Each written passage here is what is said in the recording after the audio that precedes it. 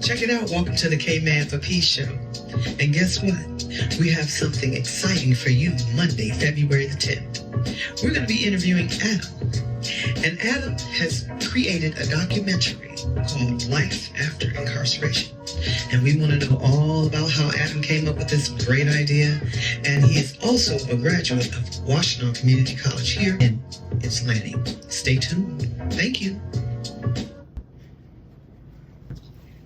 Guess what? We're here. It's February 10th. And so is our guest, the production artist of The Hidden Nation, Adam. We were just talking about a few of the things that you love to do on the side, you and your crew. But first, let me make this announcement. For all of you out there who may be struggling, going through some things, we always offer the mothers, parents, a few things to get them going. But I just want to give and impart something to you all. Remember, there are fathers as well. The Fathers for Family. It's a support group. If you want to check them out, they equip, encourage, and connect. And they're located at the Corner Health Department, 47 North Huron Street in Ypsilanti. And you dads out there, and you moms, sometimes if you got some things going on and you two just can't seem to get it together where you can agree to disagree, check them out. Let the fathers in. Don't forget their family too. And back to our show. Hi.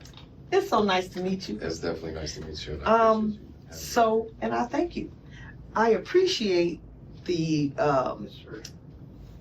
video. I want to say movie. I was really want to say documentary that I saw, and The Hidden Nation seemed to be the perfect name because I think that a lot of times when people think and talk about incarceration, it's often given a negative connotation, and it's often treated in a derogatory fashion, and I can't stand that because I'm always about love. Just it doesn't matter who it is, and it doesn't matter that sometimes we make mistakes. I believe, myself personally, that we're all forgiven, and I believe there's an ultimate creator of us all. It doesn't matter if it's Buddhism, if it's whatever it is, that whomever it is and whatever that they decide they want to study. It is for all of us to know that there is, to me, a creator over all of us, and that just because people make mistakes, some people make mistakes and they never get caught.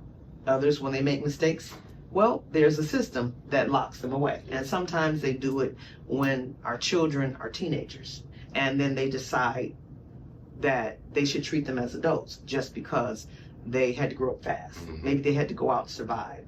Maybe they didn't want to see their mothers or fathers struggling to make sure they had enough of whatever it is that they were missing in their lives. So when I saw Hidden Nation, it touched my heart. And I also have family members that have been incarcerated. I had a cousin when I was an infant that got locked away, and I didn't get to meet him until I was 16 years old. And I thought to myself, I just got all these questions to ask him about what is he going to do now? He's free. And at the time, he was like 67 years old. Mm-hmm. And my mom was like, hey, this is your cousin. This is your auntie's son. And I'm like, okay, so what are you going to do? And his answer was, I'm going to go out and commit another crime because there's nothing out here for me. I want to go back to prison. At least I know I'll get fed. I got friends. And where I was, it's like a family. Yeah. And it baffled me. It was quite a shock. And I thought, I need to do something. But what can I do? Because I've never experienced that. And this was my first time talking to somebody that had that experience.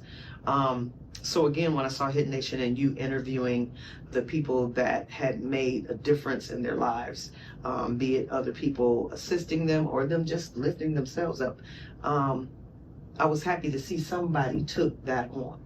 Can you tell me what gave you the idea, what gave you the drive, and what's your next push behind Hidden Nation? Well, I can't claim all the credit for this. There's been seeds that have been planted, just throughout the last 6 years, just of what this has essentially turned into. The original idea started out with me and a group of guys while we were inside. We were getting ready to get out. We were all part of the college program, Jackson College. And, we weren't the ones that wanted to get out and go into a trade or get a job at a fast food restaurant. Like, we wanted to continue to go to school. We all wanted to continue to go to school. And so the idea stemmed from, like, with us going through the parole process and, them, kind of giving us the rundown of what your parole is going to be like. These are where you can go to get this and that, and this is who your parole officer is going to be. We wanted to try to help put together what do you call it, a program or, just a way to do things. But we wanted to help incorporate a way or a process that allows an individual, when they do come up for parole and they get it, and then they do go through this process of being, what type of trade you want to apply for, or do a resume, there'd be a system in place for the person wanting to go to college. Okay. Because all college now today is, you can't apply through the mail. Everything has to be done online. Correspondence needs to be done on time. And there's a very big lack of that in the system. Simply, the biggest reason is because we don't have access to the internet. We're not allowed access to the internet. Personal correspondence between staff members is not allowed. And so there was certain things have changed, before I got out, certain things changed when it came to correspondence. But at the end of the day, that's kind of where it started is with me and, 4 other guys, man. I think all of them are out now. Okay. In different areas, some different parts of the country, but we're all, doing something in a way that is like. Did you feel like while you were inside and you were learning, because I heard you say out of school inside, but you wanted to continue when you got outside. So what was that program? Can you speak to what that was? Well, so back when President Obama was in office, he reinstituted the Pell Grant program, which allowed people in prison to apply for the Pell Grant and receive a Pell Grant. That's fantastic, because I didn't know that. So I don't want to get into the specific details because I'm not necessarily sure, so I don't want to spin anything out. But essentially, Pell Grants were taken away from people in prison back in the 90s. And I can speak to that because every time you look at a Pell application, it'll say, have you been formerly incarcerated? And I used to wonder, like, what does it matter? Because people should want anybody who's locked away to have some kind of skill when they come out. So why not? So we ended up,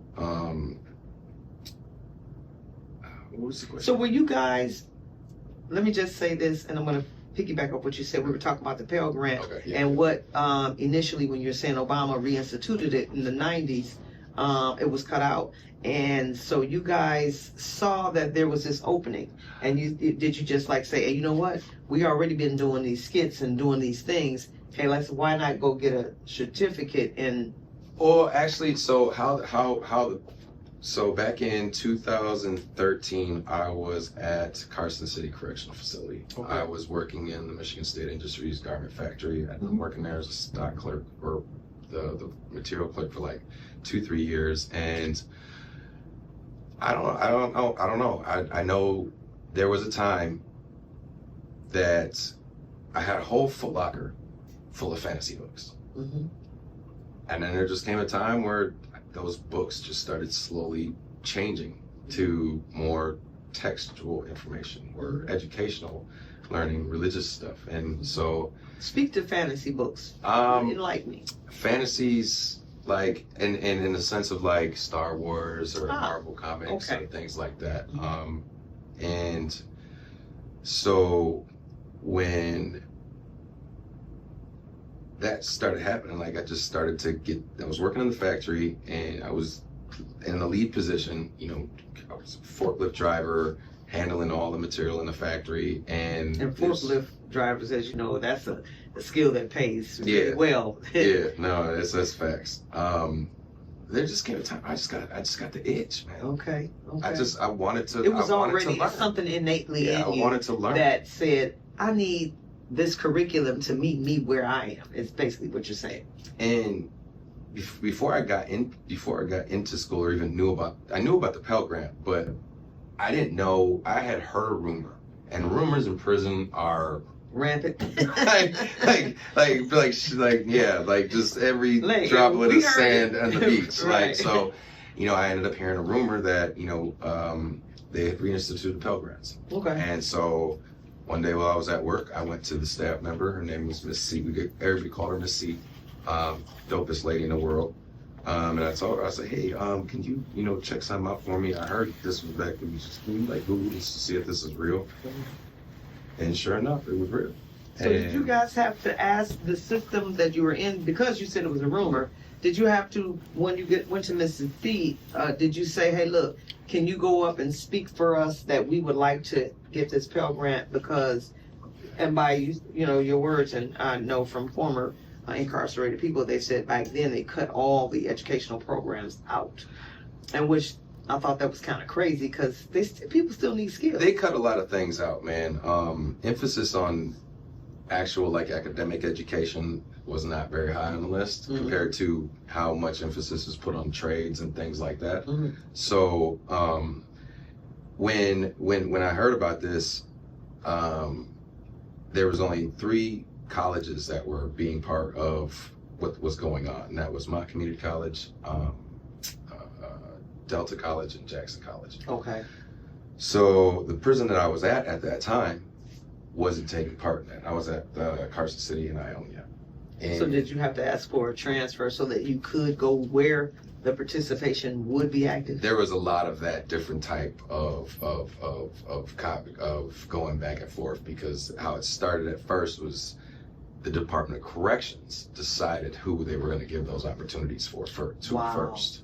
And that came down to, they made themselves a criteria list, whether you had to be year ticket free within 3 years of your earliest something to release encourage date. you to be good or not engage in. Yes, but at the same time, there was only a limited number of spots. Okay.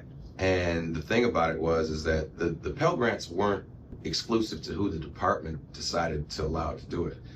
Anybody who wrote that the federal government was given a Pell Grant if they followed it. But it was, we got into the program. Long story short, I didn't get called out in that wave of people who got chosen. I had to write the principal several times. First time was like, yo, I seen you called everybody out, because they called almost 100 people out one day to the school to get this application that the department made for each individual to fill out for the department to determine whether, all right, we're going to put this one in college. I didn't get one. So one of my buddies came back and I went and snatched it up for him. I wrote down the questions and everything. I even answered the questions, and I wrote the kite basically saying, hey man, I want one of those applications to go to school. And 'cause I couldn't believe how many people were I was hearing saying they weren't doing it. And so for me, I'm like, you will miss an opportunity? Are you serious? So, what? I wrote the kite, basically saying, hey, I want to do this. And didn't hear a response for week, 2 weeks, and then I wrote again. So yo, I just want to get application, and I got a response from the principal saying that I wasn't on the department's list of approved people. Now I met all the criteria. I've been almost 10 years ticket free, or probably almost 6-7 years ticket free by then. I was within 3 years, or I was close to it. At that time it was 4 years. And then once they got the influx, they cut it down. But I got the response back from the principal saying, I'm not on their list. And so for me, it's that's going to act. If I'm not on the list, they're not. It's nothing I'm going to be able to say. And so I let it die for a minute. And I don't know, a few weeks later, man, I was just looking at it, man, and I kept seeing people going back and forth to the school with this application. And it was getting me angry. And because it was man, I was just using a nice word. Well, I mean, let's be real. I've seen all these people that going back and forth, and you talk about seeing people who, not holding anything against them, but they didn't want that opportunity. Right. Whereas I was a person that I actually wanted to begin that path. I wanted to learn because I just been left to I'm ready. I've been left to my own devices the whole time since I got locked up. Right. It wasn't they made me go to school my first year. Mhm. I got my GED, and then it was Nothing. So you're like, okay, so now what? and I didn't know how, So you're I didn't thinking, really so know. after GED, I mean, I can't go out here trying to make a living for myself, and I know I want to be prepared. So in your mind, you're like, okay, Well, so y'all, that's kind what's of part going of what it on? was. I wanted to start learning because I was getting close to getting out. So we were actually, when you said you were getting angry, how long did it take them to come to you and say, hey, Adam, I got something for you? Well, it actually wasn't them, and it took about, when I got the response back from the principal, after about 2 weeks, like I said, I was just getting frustrated because I was seeing guys go over and just like not want the opportunity, and so finally I was like, you know what, I don't know how I'm gonna do it. Like, I'm just gonna write them and tell them I'll if I can take only one class. Mm-hmm. I know I could probably scrounge up $300 to $400 for a class, and so. Oh, so this wasn't where you guys were going to get the Pell, but they wanted you to come out your pocket? No, they wouldn't allow me into the program. Oh, And at so I all? wasn't even given an opportunity. Oh, to get a wow, grant. okay. And that's where you came And that's here, where I was like, I'll pay I for want, my pocket if I got to. I ain't playing with y'all. actually wrote back Delta, Mott, and Jackson College, and I don't know, I basically told them, hey, I'm interested in going to school. Could you basically send me all your materials? But again, this is through the mail. Mm-hmm. So I was like, I'm going to go on my own time. Well, whoever got my letter at Mott Community College decided to forward that to the Department of Corrections, Education, person, whatever. And I ended up getting a manila envelope from the Department of Corrections, Education place or whatever, with my letter that I wrote, my photocopied with a sticky note that said you're on the list with a whole bunch of information for the Pell Grant. Okay. And so 2 weeks later, I got shipped out along with everybody else. See, perseverance pays. And yeah, shipped me to Cooper Street in Cooper Street Correctional Facility Level 1, and This was what year? This was 2000. This was 2016. Okay. And I got enrolled at Jackson College, and it was after 2 years. It was within the last 6 months of my time when I was still in Jackson College that this idea that our group came up with. That's when that started. So you guys met there. Yeah. Oh yeah. And we then, all. so met in you the all program. decided when we leave here, we're gonna pick this up where we left off. We wanted to do it before we left. We wanted to have this process done before a person gets out. Mm-hmm.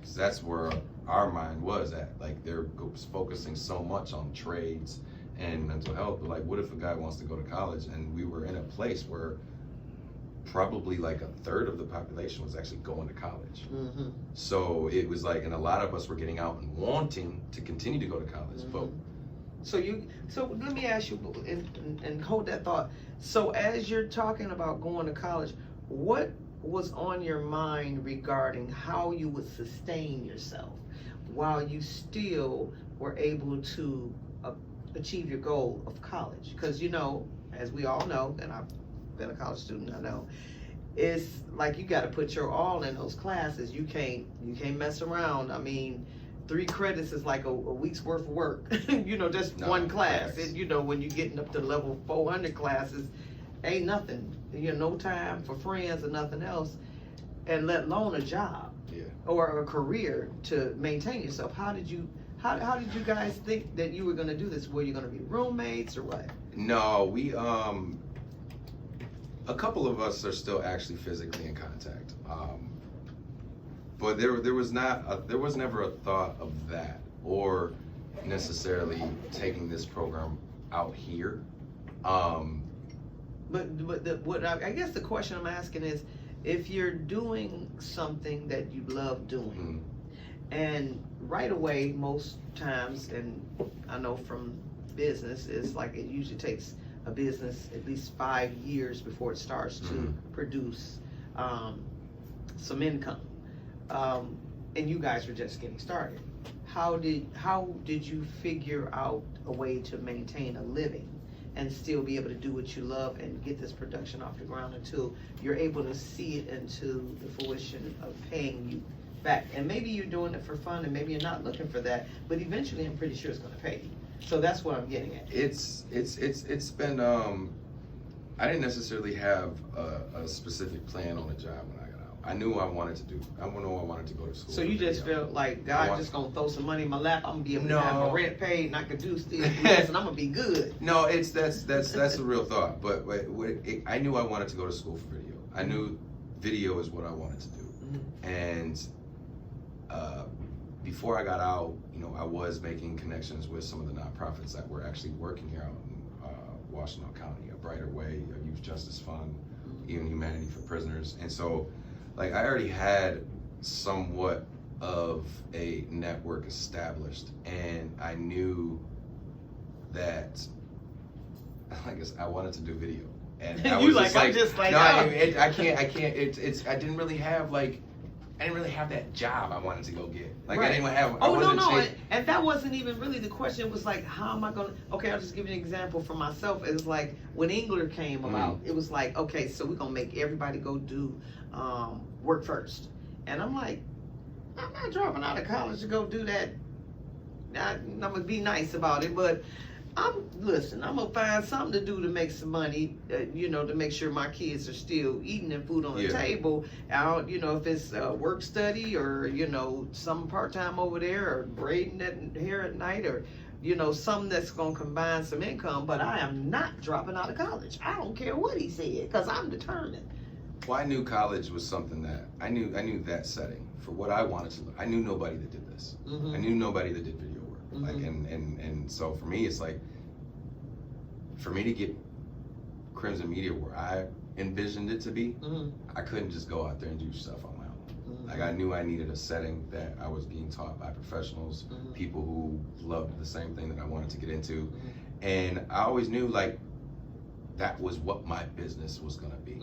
That was what I wanted to do. And so I knew, like, you didn't worry about what was going to put the food on the table and the rent. Just let me just do this, it'll come. Well, that's the thing. Luckily, I've had in my time since being out, I've had some good friends and family that have seen what I'm doing. They see the work that I've put in, and they've helped me in certain aspects of my life. Whether it was providing a space, when I got out of prison, so that way I didn't have to go back to Saginaw, Michigan, which is where I'm originally from. And so it's like, I knew I was gonna get a job. I knew I had to get a job and all that stuff, but it wasn't like I didn't have a job per se in thought. I just knew that where I was going, it was gonna lead. It's leading to video. Okay, got it. And fortunately, as we were, you mentioned, some professors at WCC. Fortunately, the professors that I had, they coordinated with me a lot in the work that I was doing with the nonprofits and because I was doing video work. So they worked with me a lot with helping me incorporate the assignments that I was being assigned into the work that I was already doing. See, don't you just love that? No, it changed the game for me, man, because that was one of my big fears when I first started school, like, because I had my schoolwork and then I was trying to get work and put things in play everywhere else, and it was just like, man, almost like that communications class when you got to do that assignment and you get 3 minutes. I've been to that. You get 3 minutes, and if you go over that 3 minutes, and it's gonna notch your grade down for every minute and so you gotta and I'm a talker, so so I had to squeeze my assignments into some little bitty compact. I'm like, I'm not gonna be able to get across what I want to convey in 3 minutes, and so I had to think commercial. I'm like, okay, so how does a commercial do? How do they sell aspirin? And nowadays you can hear the bottom of the side effects at the end of the. That's like, man, come on. Okay, teacher, and then they want you to buy this expensive stuff, so that Pell Grant don't often, kind of stretch out far, and then they want you to drive a long way to go get it, and then buy their book, so. No, that's facts. That was another thing I loved about WCC. In almost all my classes, because of all what we're doing, there was only like 2-3 classes I ever had to buy a book for. Oh shoot, that was You got off Yeah, good. right? I You already got know. down. So Well, we had to cough up money. We had to pay for our book was our hard drive that we had to buy. Right. That was what we had to we had spend to do money one on. of them things like, let me go We check got the to pay for the library out. subscription for and the see. Adobe. Yeah. We got to pay for the hard drive. Which is- So and we they ain't make you- paying for a book, but Right, we paying for right, all the other right. stuff. They trading that in for the Yep. number 2 pencil and the Scantron Facts. sheet. Nope, So facts. it's like a totally We different don't world. got no paper Ain't tests no here. school. Look, you. That's gone. That's old news. Them little Scantron sheets, them little number 2 pencils. No. Go get the zip drive, and you're gonna have to have so many, so much space on it to make sure these assignments are done, and you gotta log in and make sure you sign digitally. Yeah. You know, so you're learning a lot. It's almost like you're getting a crash No, course. and I knew coming out the door, Mhm. especially I came out with my associate's in arts, Mhm. but at the end of the day, like the classes that I had access to, that's not what I wanted. And trust me, You know it's what the I mean? prerequisite leading up to And- the other part, which is where the money Yeah. that you really gonna spend. come in. So, like I said, I was fortunate enough. You know, my family is still out there. Mhm. You know, but I mean, it's not like we're a rich family. So it's Well, hey, and- look, join the club. No, But you well, know, I get it's- that, and that's where I was coming to about the support for your hidden nation. And I know you mentioned the 2 professors. What were their names again? Professor Zacharias and Professor Garrett at Washington Community College. Okay. They are like the generals of the dope video program. And Okay. It going through and being taught by them was it definitely. I wouldn't change my experience. Okay. Did they lead you to the nice equipment and the things that kind of help you do production outside? I learned a lot from them inside? for a lot of that stuff. Each one has their own, likes and dislikes when it comes to equipment. WCC has And their you own get to equipment that we experience learn. all that. Oh, definitely. Hey, can I check this out until next week? No, WCC is definitely a school that has some of the dopest equipment on a university campus when it comes to video work. So, I consider myself very fortunate to be able to have been in a class where, a lot of my support comes from some of the people that I've met in my first days of class at WCC. Okay. My team members are from WCC. They were taught by the same people. And after going to WCC for about a year, I got approached that program that we were trying to do inside. Mhm. I can't remember how it came up, but I got approached by a lady at Eastern who ran their program, their bridge program for high school students in community college or for college. Mhm. And so Where they're going to college, getting their degree while they're in high school. yeah, Mhm. so I believe that was the specific program. But I got approached saying that they had heard about what we were trying to do inside, and they would like to try to institute something like that, but on this side of the fence Mhm. for when people, when you do have a formerly incarcerated who wants to apply for college, we'll have a system in place for people just like that. Mhm. It'll teach them, the types of things to expect when going to class, or how to orchestrate a schedule when it comes to your classes, doing homework and things like that. So, and they offered me a free ride. Okay, So that's fantastic. I did 4 semesters at WCC, and then I transferred. I don't necessarily want to go all the way into it, but You don't have about to. a year. Well, it didn't turn out well. I went there for about a year. I always had a fight about my financial aid. And at the end of the day, the program, I don't necessarily know if it's still going now. I know after about a year, I went back to WCC. Okay. Part of that was Eastern didn't count any of my video classes as my technical credits. They made me retake the entire program all over again for some reason. They didn't give me no explanation. So, But I you would- had an associate's degree, and it's supposed to be transferable Yeah. credits. well, I was going for I was going for an associates in digital video production, and those classes were technical classes. They were supposed to transfer to the program, but Okay. they instead. I had like 130 credits before I even attended Washtenaw Community Oh College. wow! So you. I got would've those at been- Jackson. Yeah. And when I went to Eastern, instead of counting my actual general credits for my general credit courses for my general credits. They took all the technical courses I did at WCC and counted them for my general credits and made me take their whole entire program over again. And me, I was 36 at the time. Mhm. And community college is very different from a university. It's so drastically The different. classes, Oh, I did yeah. not feel, in every You one of felt my invisible? classes, I felt out of place because I Okay. was there was only like 1 or 2 classes I had my entire Eastern stint that was above or even around my age. Okay. Almost every single other student was 19, 20, 21, completely different mindset. It's just a completely different environment. You know, there was no group learning. The Mhm. professors didn't really care what your name was. No, they don't. And so it was, You're just a seat. I did that for about a year, and the main reason I stayed was I had always wanted to take Japanese, and Eastern offered Japanese. Oh, there you go. So, See? like, that was the only reason I really stayed for as long as I did. But at the end of the day, there was just too much red tape with the program. There was always something, and I ended up going back to WCC and just finishing my digital video production degree. And they tried. It was a good. I feel like they had the right thing that they wanted to try to do, but just. But There's too much instead of- bureaucracy. yeah, There's too much bureaucracy, paper. and you're dealing with Red a tape. population that is, if you're not of this population, Mhm. formerly incarcerated, you can't just expect us to come.